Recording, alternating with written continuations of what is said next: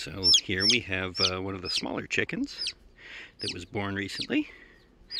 They're very noisy when you hold them. You have to be careful not to hurt them. And it's kind of a terrifying experience for the chick, so you shouldn't do it too terribly long.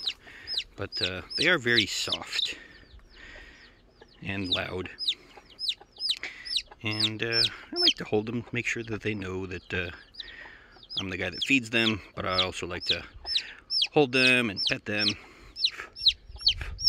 And this guy's had just about enough, so we might go ahead and release this one and check on the state of the other chicks. We still have 8, and they're really cute, if a little loud for being no bigger than they are, which, as you can see, that's my thumb. And they're a lot of fluff.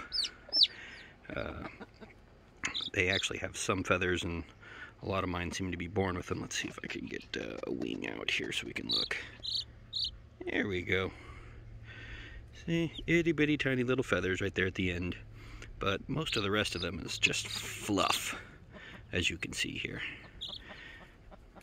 They're really, really, really downy, which helps keep them warm. They have to be a lot warmer than you would think. And actually out here, even though I'm in a very warm climate, this is not quite enough for them. So they have to stay with mom. Alright, this little guy wants to be let go, so come on, rotate us around. And there you go. Zoom. And of course we shake, because all my birds think that human hands are just the most filthy thing ever, even though they literally scratch and eat my dog's poop. But I digress. It's not good to touch flying birds.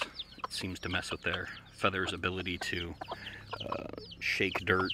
And so some of our more friendly and seeking of attention ducks are actually really dirty, and there's not much that we can do about it other than try to touch them a little bit less. But since they actually look for contact, unlike chickens here,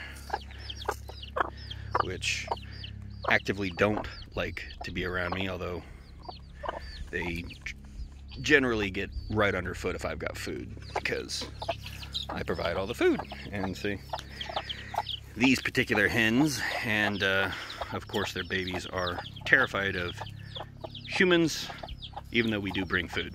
So they'll come over here, but with babies they become hyper vigilant, and they know that this food's probably going to be there as long as that door is closed, so all those other chickens out there can't come in here and eat it all in about 3 seconds, along with those guys, which probably would take longer for scratch grains, because that's not food that I feed them, and they have to pick it out of the dirt, which is difficult if you have goat lips, but not so much if you have a chicken beak.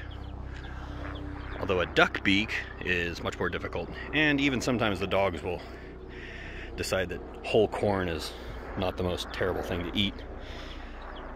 Although it's usually that one right there, which is looking at me really stupid. Kalira, look at you.